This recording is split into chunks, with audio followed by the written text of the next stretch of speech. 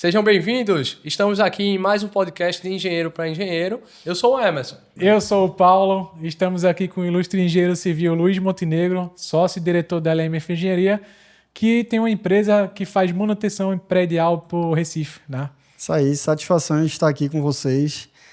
A gente vai agregar muito conhecimento e informações, principalmente referente à manutenção predial. A gente que está trazendo aí renovação nos condomínios de Recife. Vamos lá, simbora. Não, agradecer, né, Luiz, inicialmente sua presença aqui. É realmente uma grande honra ter um cara que está mudando o visual aí da cidade de Recife. Sim. E a gente tem essa oportunidade de estar aqui contigo. Eu queria começar com uma pergunta de uma curiosidade, né? A gente estava conversando aqui no bastidor, você chegou a falar que às vezes ia para o interior sem ter hora e nem dinheiro para voltar. Como era isso? É isso aí. No início de carreira, né, eu iniciei, acredito que no segundo período de engenharia, comecei a trabalhar com obra e aí comecei a estagiar numa empresa de manutenção predial aqui de Recife e depois, com a minha sucessão, virei supervisor, gerente e apareceu a oportunidade de trabalhar no interior.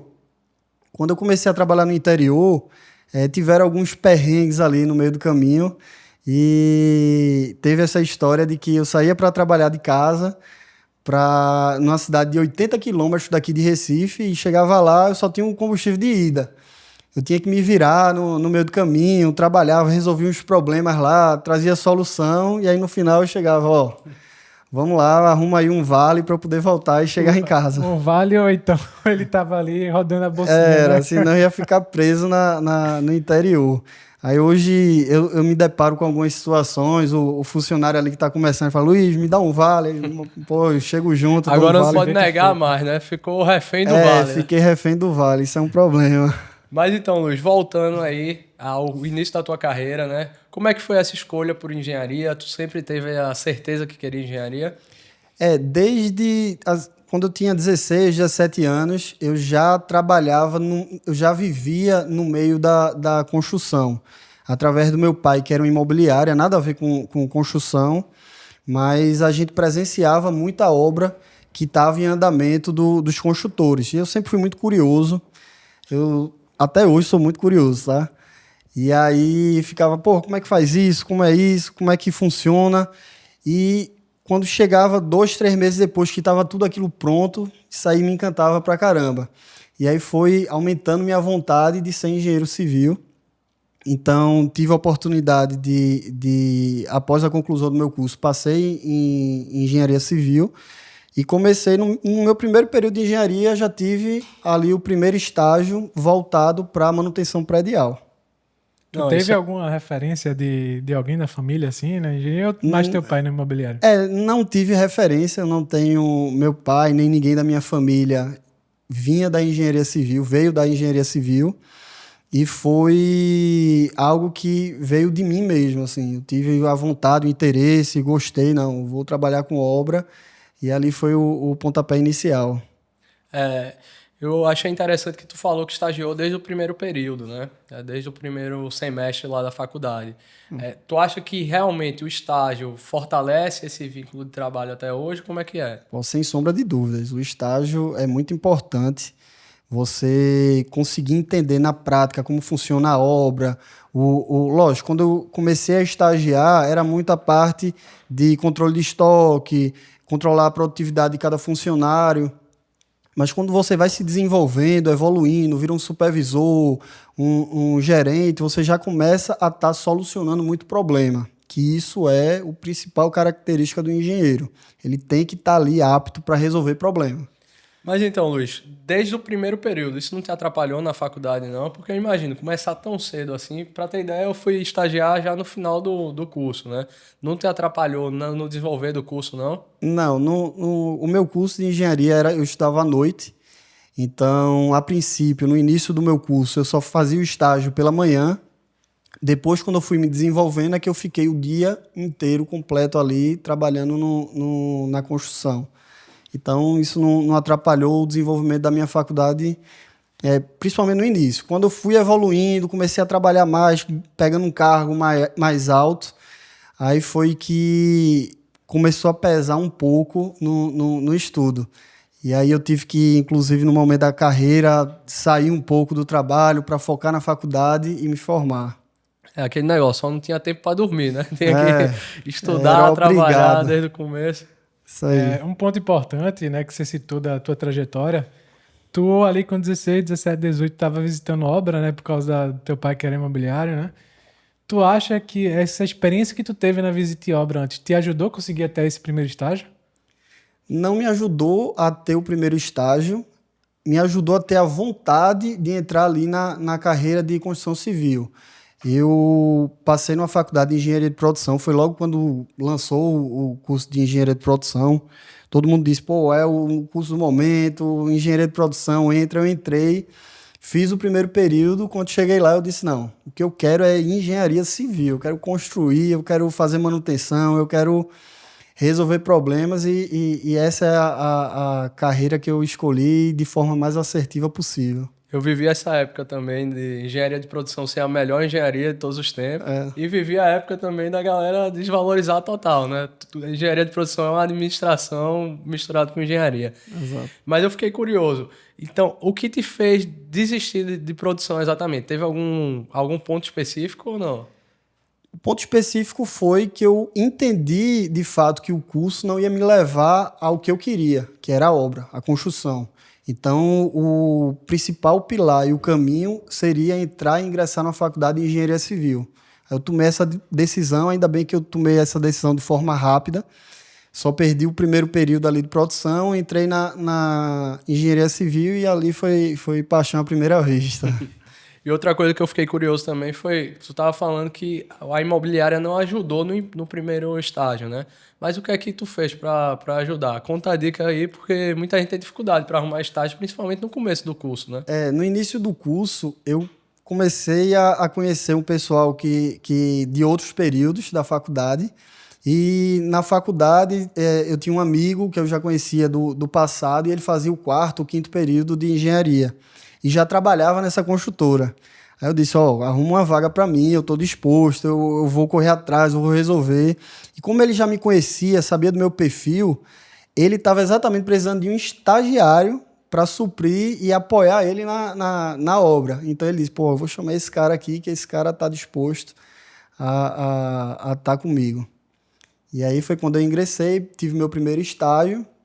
Com 2 meses de estágio, eu já virei supervisor na construtora. E aí, depois disso, a gente só foi melhorando ali o desempenho técnico, enfim. Dessa virada de estágio, né? 2 meses virando supervisor, né?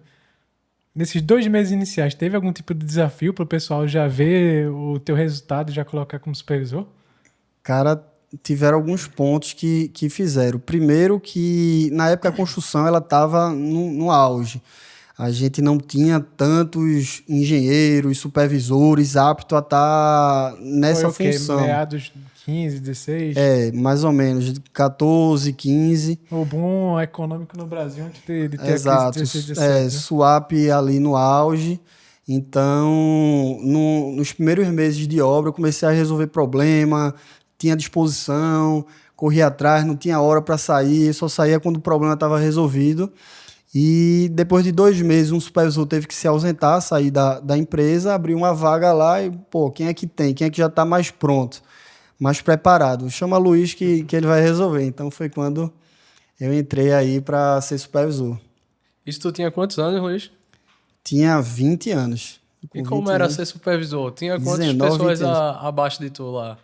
Veja, abaixo de mim, eu era supervisor e cuidava de 6, 7 obras. Então, cada obra tinha 3 funcionários, eu tinha uma equipe ali de 15 a 20 funcionários. Variava. Loucura. E assim, tão novo, cuidando de tanta gente. Deu aquele frio na barriga? Como é que foi? Deu. Eu tinha uma relação, sempre tive uma relação muito boa com a equipe, funcionário, e tenho até hoje.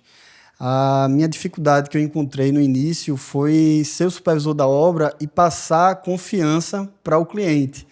Quando o cliente chegava e via quem é o supervisor, é Luiz, ele é tão novo e tal, será que ele vai estar disposto, será que ele vai resolver de fato ali todos os pontos da obra?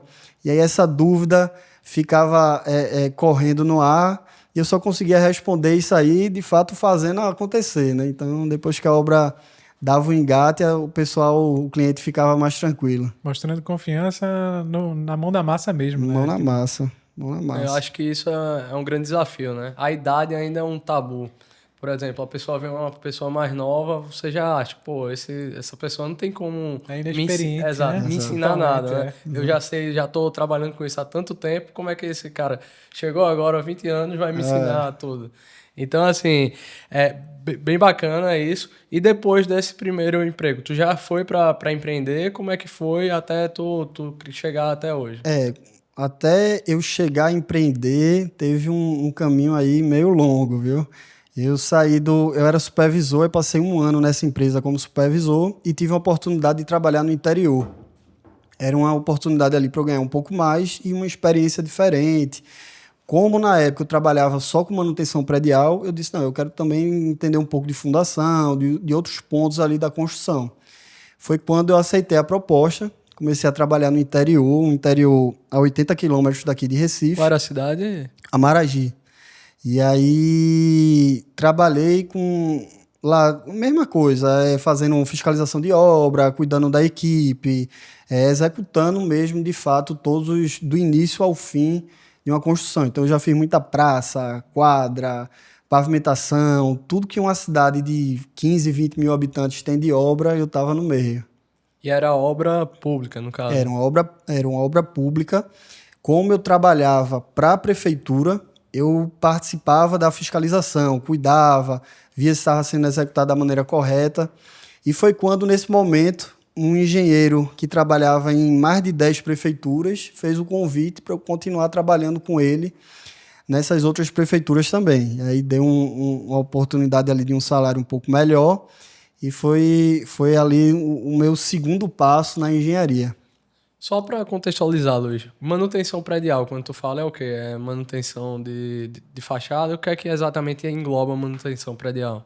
A manutenção predial, que foi o meu primeiro estágio, é uma manutenção de revitalização de fachada, cuidar do condomínio. O que é que o condomínio tem de problemas? Então, permeabilização de reservatório, revitalização de fachada, retrofit, troca de coberta. Ah, o apartamento está vazando, quem é que vai resolver? Aí contrata uma empresa de manutenção predial, ela vai lá e resolve. Então, esse meu primeiro estágio foi na empresa de manutenção predial. Quando eu saí, fui para o interior, aí eu trabalhava mesmo acompanhando a construção de creche, posto de saúde, pavimentação, praças. Uma pergunta. Tu estava trabalhando muito com essa parte de manutenção predial no estágio e tu foi para um processo totalmente diferente que é em praça e mais público, né? O que é que tu sentiu assim de diferença no dia a dia, né? No dia a dia, o que é que acontecia? Eu pegava os projetos ali eu não sabia de nada. Eu cheguei na prefeitura ali, eu não conseguia nem ler uma planta direito. Então, eu pegava um projeto da construção de uma creche, um projeto cheio de detalhes, porque o projeto de uma creche dessa é um projeto do FNDE, que é a nível nacional. Então, todas as creches são desse mesmo modelo de construção. E eu não sabia de nada, não entendia, não sabia de parte elétrica. Na faculdade, eu ainda estava no quarto período. Eu estava ali no curso básico, digamos assim. Ah, então isso aí foi quanto tempo depois que tu tava trabalhando? Tu chegasse a trabalhar quanto tempo como supervisor? Só para Supervisor da manutenção predial 1 ano. Entendi. E aí, no quarto, quinto período, eu entrei na área do prefeitura, exato. E eu chegava na obra, eu não sabia, disse, porra, como é que eu vou resolver isso aqui? Levava para casa, chegava na faculdade, pegava um amigo mais experiente, como é que tu resolve isso aqui? Como é que a gente vai fazer esse caminho? E aí pegava dica, entrava na internet, buscava, e no outro dia eu tinha que chegar com a solução. Pô, Luiz trouxe uma coisa muito importante, né? Que Caio, da outra vez no podcast, comentou justamente isso, né? Que você não necessariamente precisa resolver o problema. Se você achar alguém que resolva o problema junto contigo, que foi o que ele fez com o pessoal na faculdade, ele conseguia solucionar e levar o chefe dele como é que conseguia fazer as coisas, né? O importante é no outro dia chegar ali com o caminho, com a solução, exato. E aí, depois da prefeitura, durante essa prefeitura, no tempo da prefeitura, Luiz, como é que foi então? Porque tu fazia quarto período, né? Tu falou. Quinto período, já fui no quinto período. Para ir voltar para o interior, tu já tinha carro? Como é que fazia? Tem que vir de transporte? Como é que eu já tinha um carro nessa época. No meu primeiro trabalho no interior, eu trabalhava 3 vezes na semana e 2 dias na semana eu trabalhava em Recife, comprando material, estudando os projetos, enfim. Após um ano e meio de trabalho na prefeitura, foi quando eu comecei a pegar emprego e prestar serviços em outros interiores. Aí foi, todos os dias eu estava no interior. Aí conheceu o Pernambuco inteiro.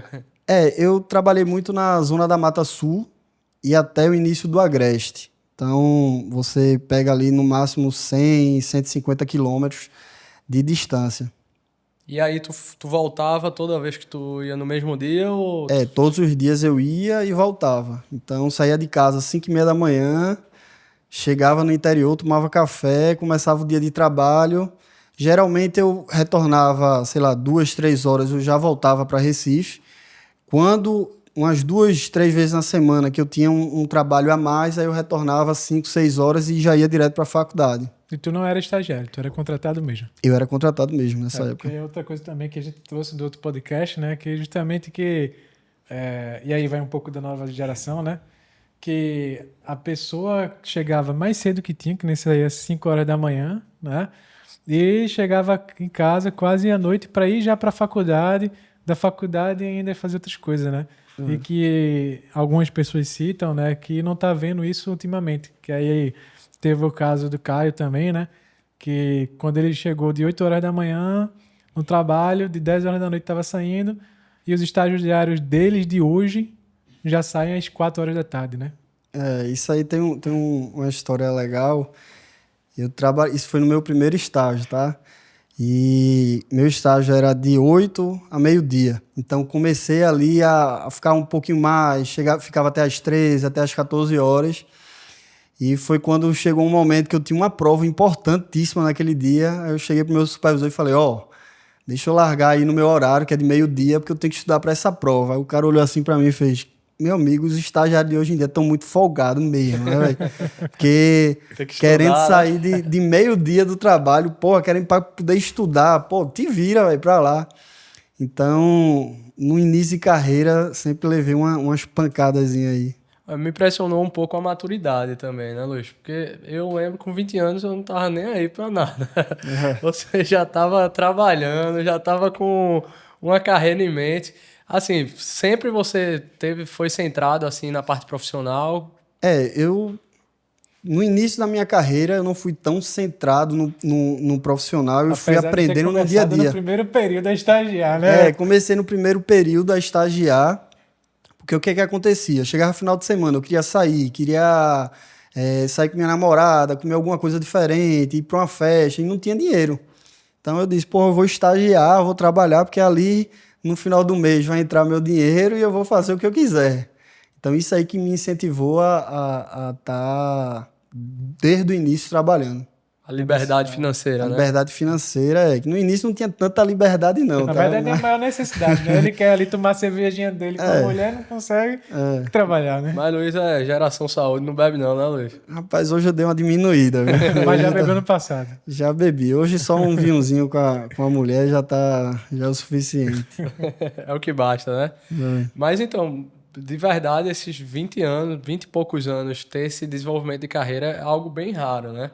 E aí, pós-prefeitura. Na prefeitura, tu dissesse que chegou um tempo que começou a atrapalhar quando tu teve que viajar para mais distante. Mas aí, você que tomou a decisão de, não, agora não dá mais, ou foi algo que veio dos seus chefes? A minha decisão quando eu trabalhava no interior foi o seguinte. Eu já estava com a experiência de obra, eu pegava a obra do início e entregava pronta 100%. Eu disse, eu tô bem, tô conseguindo fazer, já fiz quadra, já tinha feito escola, creche, enfim. E eu via muita gente, muito engenheiro, ganhando bem mais do que eu estava ganhando ali naquele momento. Então eu disse, eu tenho que me formar.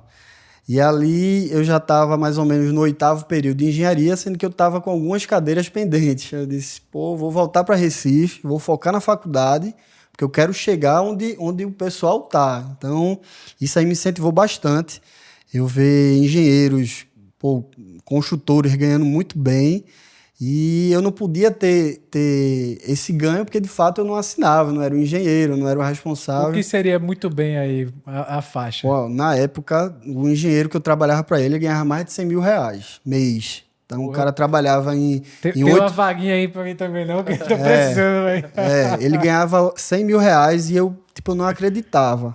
Aí, quando eu comecei a fazer conta, ele trabalhava em mais de 10 prefeituras. Cada prefeitura ganhava 8 mil reais e ainda fazia algumas obras, enfim. E no montante final chegava a 100 mil reais.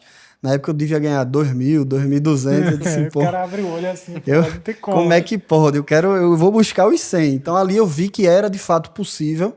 Então quando brinca, quanto ganha um engenheiro hoje? 15, 20? Cara, você pode ganhar muito mais. Então, eu foquei na faculdade, voltei para Recife. Quando eu voltei para Recife, que eu foquei na faculdade à noite, no turno da noite, a empresa de manutenção predial que eu já trabalhava descobriu que eu tinha voltado a Recife. Aí eu recebi um convite para poder trabalhar e eu disse, não, se é em Recife, eu vou conseguir conciliar o trabalho com a faculdade. E aí o trabalho continuou pesado, né? Então mesmo sendo em Recife, continuou pesado, mas eu disse, não, eu vou encarar isso aqui, eu vou continuar nesse trabalho o dia todo, à noite faculdade. E no 8º período eu estava pagando 11 cadeiras e a empresa de manutenção predial, que eu comecei a estagiar, lembra daquela empresa, descobriu que eu tinha voltado para Recife e fez um convite para ser supervisor novamente lá da construtora. Ô Luiz, só um adendo, pessoal, que a gente em Recife fala muito sobre cadeira, mas é uma disciplina da matéria que a gente tá na faculdade, tá? Exato, exato. E aí, então eu tive que aceitar ali o emprego, eu disse, não, vou encarar, se é em Recife vai dar tempo, eu vou conseguir conciliar os estudos.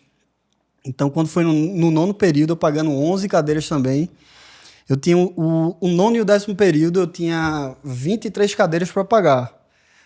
E eu disse, não, eu tenho que terminar a faculdade nesse ano, eu não vou passar disso. E aí eu conversando com um amigo, Léo, lembro até hoje esse dia, eu disse, ó, Léo, eu tenho 23 cadeiras e eu vou terminar meu curso nesses 2 períodos. Então eu vou colocar 11 e 12. Ele disse, faz isso não, pô. Tu bota 12, porque se tu perder uma, tu ainda tem a chance no próximo período de pagar as 12.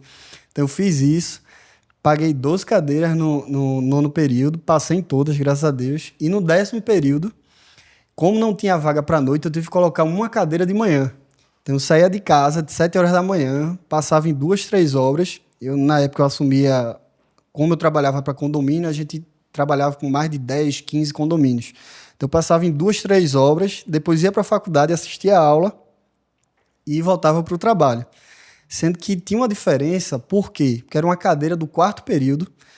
De manhã, no turno da manhã, só tinha pessoas que estavam ali no início de carreira, os caras só faziam estudar.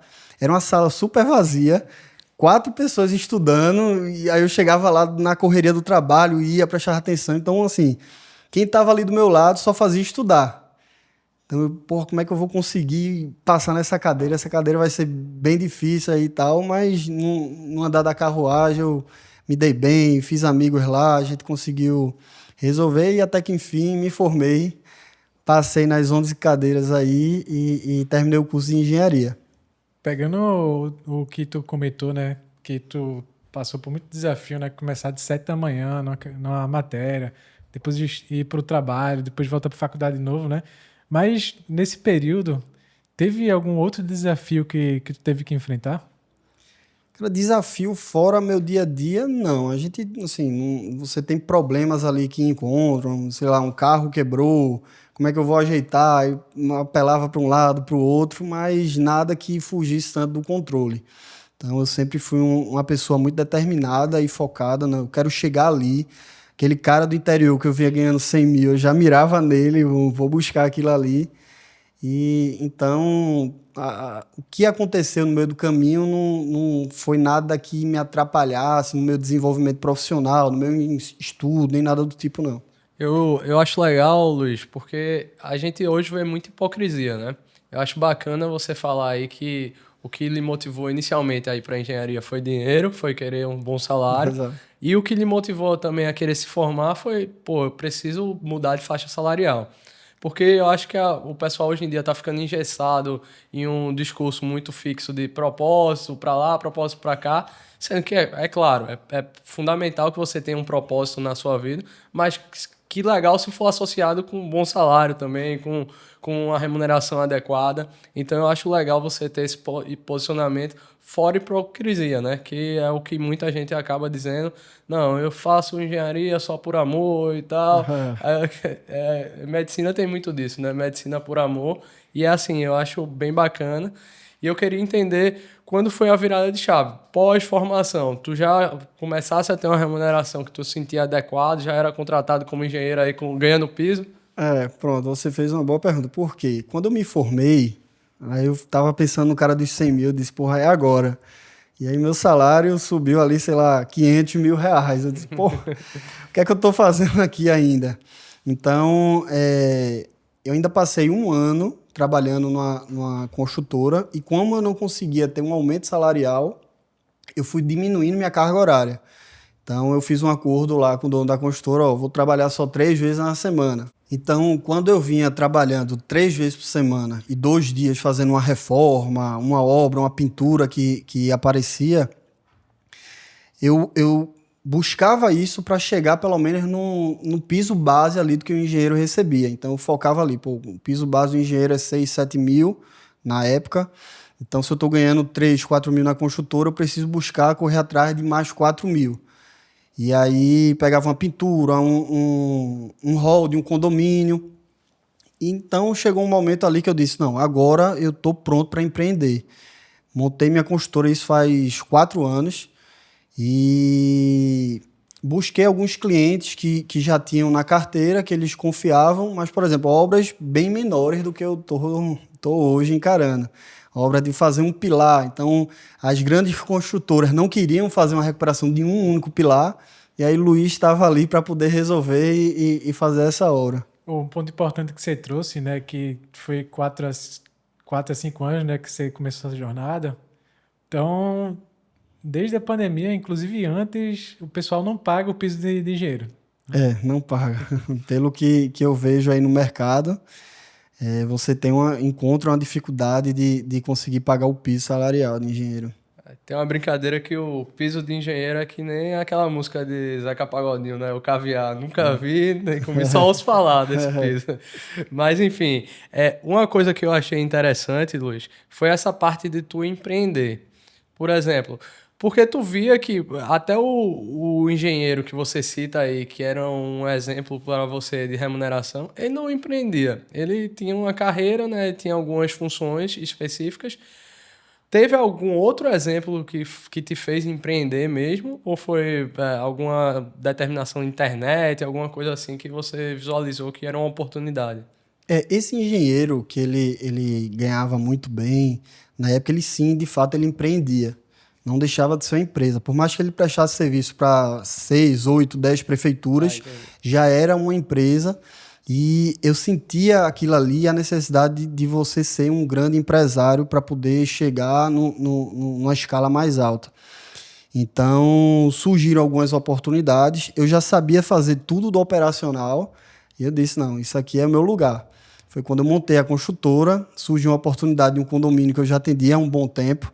O síndico gostava muito de mim e fez, Luiz, eu tenho uma fachada aqui para você poder fazer. E aí eu fiz um orçamento bem enxuto, bem justo, com a condição de pagamento ali que as construtoras, as maiores construtoras da época não aceitavam, né? Não iriam aceitar. E aí eu peguei a primeira obra de manutenção predial.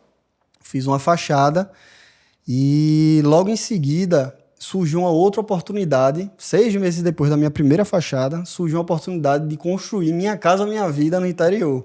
No interior não, desculpe, em Abreu e Lima. Região metropolitana. Na região metropolitana. Então, passei 2 anos construindo Minha Casa Minha Vida.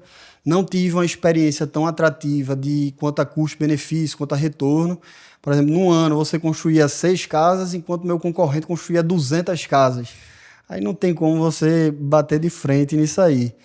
E nesse meio tempo, começaram a aparecer outros clientes da manutenção predial e eu entendi que o que eu sabia mesmo era manutenção predial. O que eu sabia era fazer retrofit, revitalização, cuidar de condomínios.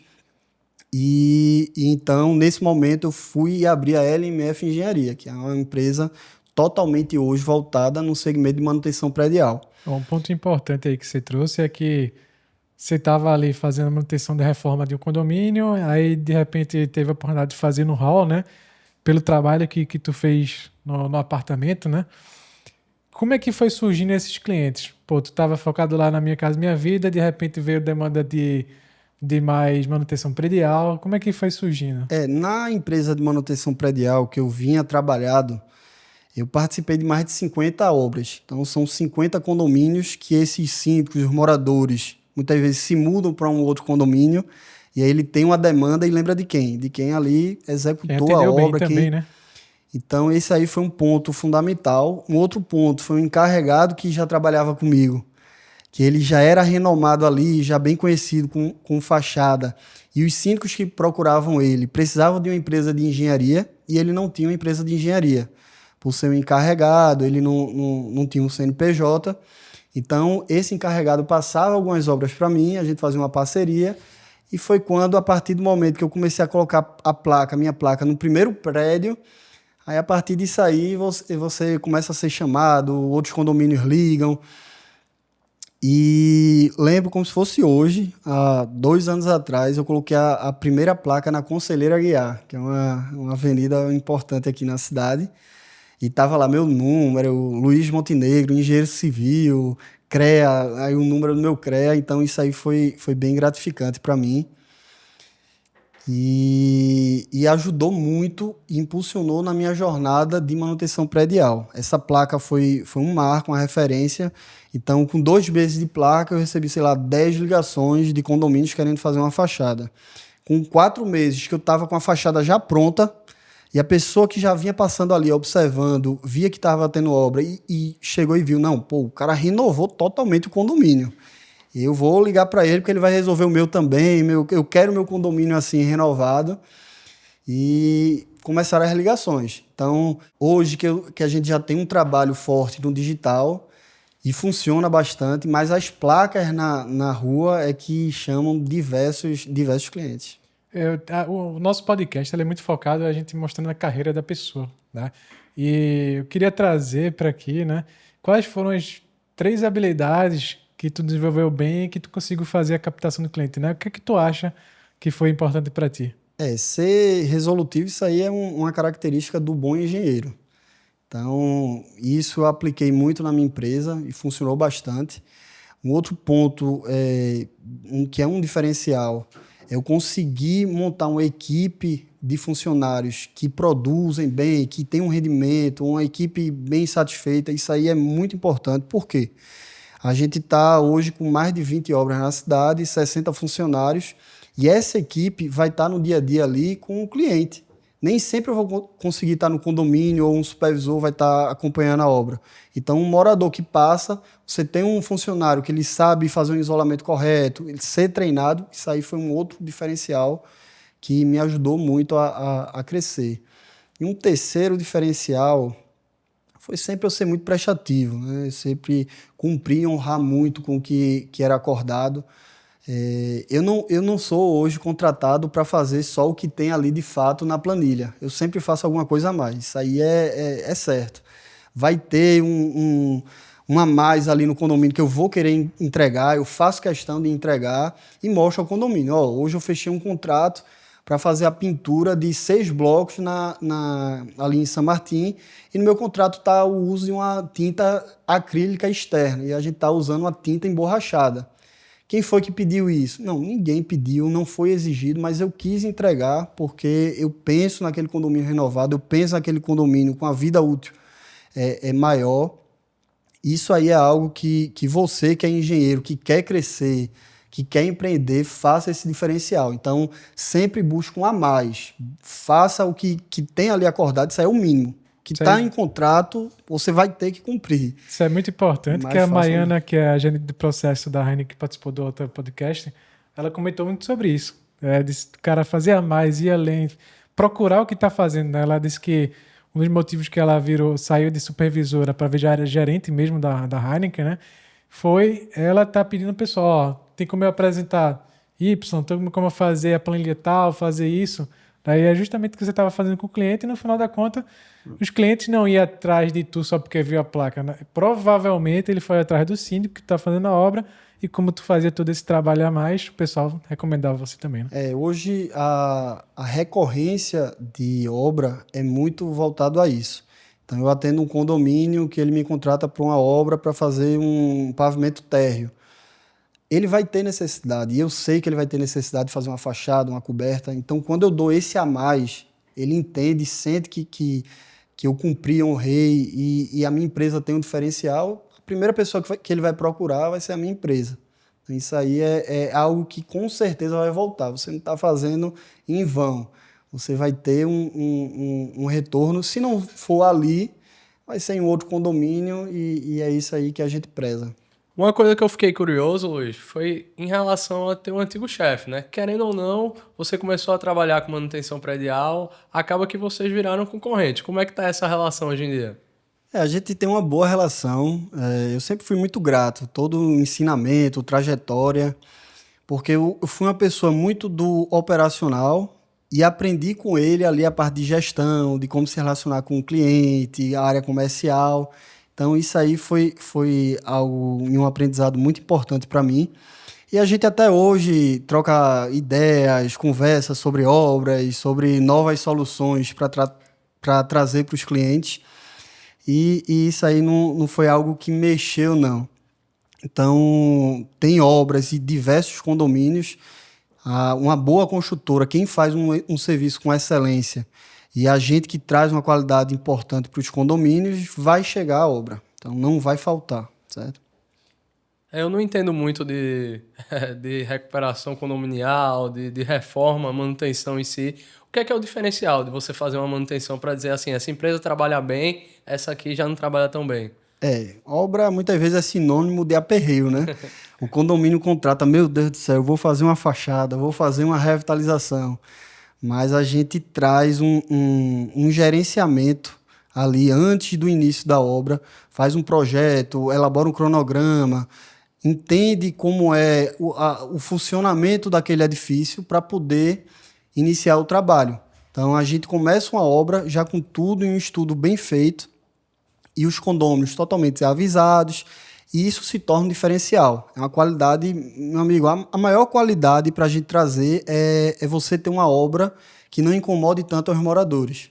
Até pegando um ponto importante aqui, Luiz, que um dos nossos seguidores aqui, o Fabrício Pradacha, ele fez uma pergunta, né? Qual é o tipo de reforma mais comum em edifício residencial? E por que isso acontece? É algum tipo de vício que tem no prédio, essa manutenção? Não, é porque corriqueiramente mesmo tem que fazer? A manutenção que é mais comum é a revitalização de fachadas. Por quê? Um prédio, sei lá, com 5, 6 anos, ele já tem que fazer uma revitalização. Um revestimento cerâmico, que é 90% das fachadas dos prédios daqui da cidade de Recife, ele tem que ser cuidado. Então, um condomínio hoje que tem uma administração séria, que tem um controle maior, tem um síndico profissional e traz a informação e as necessidades do que tem que ser feito no condomínio, ele vai levar os moradores à necessidade de fazer uma manutenção preventiva. Então, aí eu estou fazendo obra hoje em condomínio que não tem histórico de vazamento. Então, isso aí é fundamental, justamente porque no prédio tem alguns engenheiros que são moradores, a síndica é uma síndica profissional, entende que há necessidade e já sentiu a dor em outros condomínios que não fizeram a manutenção da revitalização e hoje em dia estão gastando muito mais com o retrofit. Uma fachada, para ela ter uma vida útil grande, ela precisa de uma manutenção. Então, a revitalização, a gente traz a lavagem, o novo rejuntamento, a troca da junta de movimentação. Então, é um ponto bem característico, porque a junta de movimentação ela é feita por a grande maioria delas com material de poliuretano, que esse material ele tem matéria orgânica ali nele, na composição. Então, ele vai apodrecer, e com o tempo ele vai começar a craquear e tem que ser trocado. E essa daí é a manutenção mais recorrente aí da nossa carteira de clientes. Assim, para fazer manutenção predial especificamente, esse relacionamento com o condomínio, tu teve que entender um pouco de como é a dinâmica dos condomínios, como é que funciona exatamente. Tive que entender e eu passei muito por uma transição da administração do condomínio. Por quê? Há 12 anos atrás, quando eu era estagiário, o síndico era uma médica, um advogado ou alguém que tivesse mais tempo para cuidar do condomínio. E com o passar dos anos, veio se profissionalizando e de forma assertiva, por exemplo, hoje tem uma síndica profissional que ela entende de todas as manutenções que se faz necessário, ela entende das regras de corpo de bombeiro, que existe um para-raio, que ele precisa estar com a manutenção em dia. Então, há 12 anos atrás, o condomínio não tinha essa informação e hoje tem. E aí, no momento dessa transição e profissionalização da parte administrativa do condomínio, foi quando eu comecei a ter um diferencial. Por quê? Porque todos os meus funcionários eles recebem treinamento, documentação em dia, tudo isso faz com que você passe ali da primeira fase do que é exigido para você iniciar uma obra no condomínio. E as construtoras que estavam ali há muitos anos no mercado, construtora de 20, 30 anos, que não se atualizaram, não buscaram a seguir os normativos que vieram a ser vigente recente, ficaram para trás. E aí eu vim numa crescente nessa transição. Então, respondendo ali a pergunta do Fabrício, né? Vai ter casos e casos, né? Vai ter caso que está mais profissionalizado o condomínio, né? E aí vai ser mais preventivo, que nem você citou. Mas possa ser que tenha caso também que é mais vício que o pessoal não faz a preventiva e aí tem que fazer o retrofit completo. Né? Isso aí a gente também encontra bastante. Quando eu falo de profissionalizar, tem condomínios que ele começou a se profissionalizar agora e tem um histórico de, 15, 20 anos sem nenhum tipo de manutenção. Então a gente encontra reservatórios num caos, fachadas com descolamento, desplacamento. E isso aí traz a necessidade de você fazer uma intervenção maior, uma reforma maior. E teve alguma reforma específica que ficou muito marcada para tu, Luiz? Que assim, esse trabalho foi um diferencial meu. Tiveram algumas.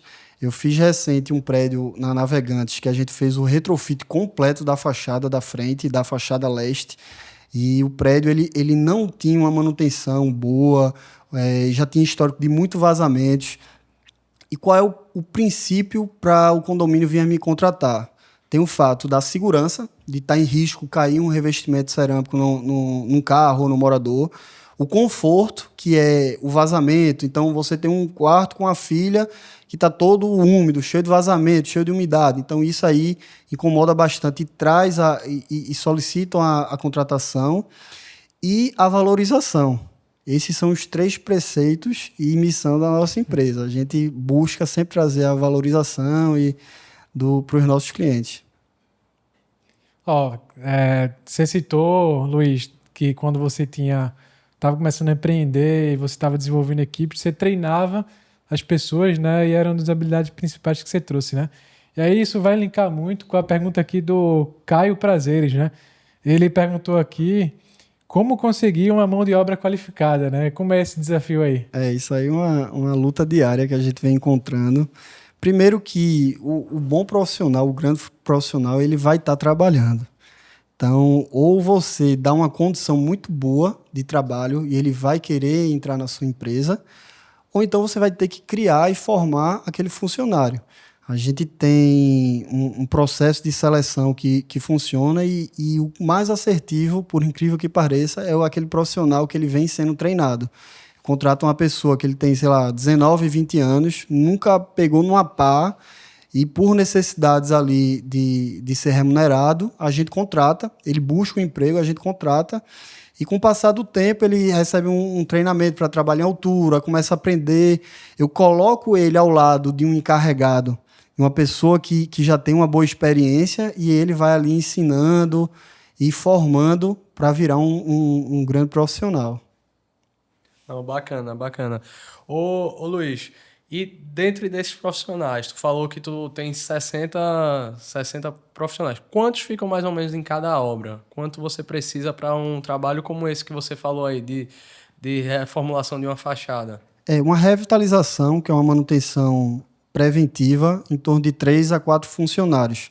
Até porque a revitalização e uma reforma do condomínio, os moradores continuam lá, não é um canteiro de obras. Então não adianta você colocar, sei lá, 20, 30 funcionários, porque vai virar um caos.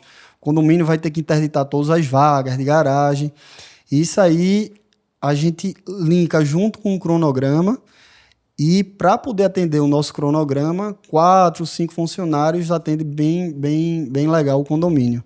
E outro ponto que tu citou também foi a valorização do imóvel. Tem algum número aí de quantos por cento o imóvel chega a valorizar com a reforma? Esse potencial de valorização, eu sou apaixonado por isso, porque eu tenho um histórico aí de diversos condomínios que foram bem valorizados depois da reforma. E você consegue, depois de fazer o retrofit, conseguir trazer os moradores para o lado do investimento. Então, no início ali, você começa a reunião, ele só está falando de valor porque não consegue pagar. Quando acaba a obra, ele, vamos fazer outra obra, vamos fazer outra reforma, que ele sentiu no bolso, que um apartamento dele, sei lá, que valia 700 mil, fez um retrofit e hoje está valendo mais de R$1 milhão. Então, Bacana, hein? Então, você ganha dinheiro com a taxa extra, né? da galera dos condôminos. E o pessoal ganha dinheiro com a sua reforma. Ganha dinheiro com a reforma. E além da valorização, você tem um conforto. A gente atendeu recente 6 blocos lá em Piedade, que tinha mofo para tudo que era lado. Um vazamento pra caramba na fachada. E a revitalização, recuperação e a nova pintura trouxe uma qualidade de vida surpreendente para os moradores. Então, isso aí é algo muito gratificante, porque através do nosso trabalho a gente consegue gerar e entregar para os nossos clientes conforto e valorização. E assim, plano futuro, Luiz. Hoje você falou que está com 20 obras, não é isso? Tem muita obra para pegar ainda. Como é que está o mercado aqui em Pernambuco? É um mercado que eu aposto bastante. Eu gosto dessa área de manutenção predial, até porque eu enxergo que eu ainda consigo um crescimento considerável. Então, tem muito prédio, muito edifício necessitando a manutenção predial. E você pegar como exemplo, por exemplo, hoje não tem mais terrenos na Avenida Boa Viagem para você construir um novo prédio. Uma área nobre, né? Uma área nobre. Então, aquele morador da Avenida Boa Viagem, que tem seu apartamento, grande empresário, que ele quer vender para ir para um maior, ele não consegue na Avenida Boa Viagem. Ou ele vai para trás, ou então ele entende que precisa valorizar o prédio que ele mora hoje. Isso é um desafio de grandes centros urbanos, né? Recife, por exemplo, na Avenida Boa Viagem, por exemplo, em BH também, São Paulo, Itaim, assim por demais, né? Exato. Então, a renovação, com o passar dos anos da construção, vai ser muito mais valorizada. Já vem sendo valorizada, mas o mercado tende a crescer mais. E isso aí é que fomenta essa minha vontade de seguir na carreira de manutenção predial, a princípio atendendo aqui a cidade de Recife e depois seguir para outros estados. Você falou aí, realmente eu tenho observado que o número de reformas tem aumentado de forma drástica aqui. Eu vejo a sua placa mesmo, eu estava citando aqui, todo canto de Recife agora tem uma placa da LMF, né? Assim, a gente tá chegando no final do podcast, né? E aí uma pergunta, pode falar. Eu queria entender, Luiz, fora da LMF, né? Eu vejo que você tem muito uma preocupação com imagem, né? Eu queria que tu falasse um pouquinho pra gente aí da importância desse cuidado com a imagem para um engenheiro e para qualquer empreendedor, né? Você conseguir conquistar o cliente e trazer ele para o seu lado depende muito da confiança da pessoa que está por trás da empresa. Então, a partir do momento que eu me posiciono como dono da LMF Engenharia, então o Luiz Montenegro, ele aqui está botando o nome dele, todas as minhas obras têm RT em meu nome, então eu sou o engenheiro responsável daquela obra. Isso aí precisa ser mostrado para o cliente, para ele trazer confiança. E então, quem almeja buscar um crescimento na carreira, você precisa saber se posicionar. Então, a imagem, você cuidar do seu nome, da sua obra e mostrar a sua cara ali, que você que está por trás da empresa, é fundamental. E a gente está encerrando aqui também, né? E a gente quer fazer uma pergunta para mostrar para o pessoal que está iniciando a carreira na área de engenharia ou então está ali buscando estágio, né? Ou então tá ali na parte de pleno e quer sair daqueles 4, 5 mil que tu tava lá e quer chegar naqueles 100 mil, né? Quais são as dicas que tu daria para essas pessoas assim chegar lá? Primeiro, esqueça aquela conversa de Renato Albani, né? Que engenheiro, ele não dá pra nada. Uber, não vai, na verdade, né? Uber. Toda vez ele vai fazer essa piadinha. Esquece isso, tira isso da mente. E segundo, se você quer empreender de fato, você tem que ter muita disposição. É algo que é fundamental. Você vai passar ali por uma trajetória que é mais árdua. Você não vai ter hora para chegar. Quando chegar em casa, você vai estar pensando no dia seguinte. Então, tem que estar disposto a encarar os desafios que o dia e a obra vai te trazer. Obrigado, viu, Luiz, por tudo. Né? E aí, Albani, eu sei que eu fiz engenharia elétrica, sei que você fez também, né? E apesar dos apesares, comecei a me desenvolver na área comercial, né? Emerson também fez engenharia elétrica. A gente ainda não virou Uber, tá? Ainda não vamos chegar lá. Nem o Luiz aqui também, é isso que a gente quer mostrar, tá, pessoal? Mas só um detalhe que é importante deixar essa mensagem. Para você que quer se diferenciar no mercado e ser valorizado, você tem que encontrar um nicho ali na sua área. Então você se especializa naquilo que você gosta e naquilo que você vê, enxerga um valor, quer aprender, e a partir disso você vai ser valorizado e contratado pela sua qualidade. Você vai esquecer ali a maior concorrência. Você vai ser contratado porque você é bom no que você está fazendo. Agradecer, né, Luiz? É assim, uma honra ter você aqui. Dá para ver nos seus olhos que brilha esse propósito, essa alegria de empreender aqui dentro de Pernambuco, empreender no que você gosta, no que você aprendeu a gostar, que foi a engenharia civil. Então, assim, parabenizar por acreditar nesse país, acreditar na nossa cidade.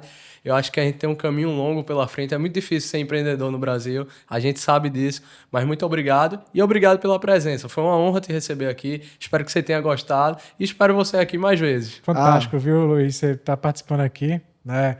E a gente quer impulsionar justamente a carreira na engenharia, né? E que empreendedores surjam também, né, na área de engenharia. Eu que agradeço. Foi muito gratificante estar participando do podcast.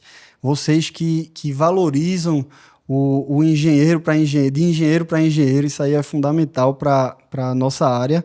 E que assim seja, que continuem fazendo esse trabalho e podem contar comigo para o que for preciso aí. Valeu. Valeu.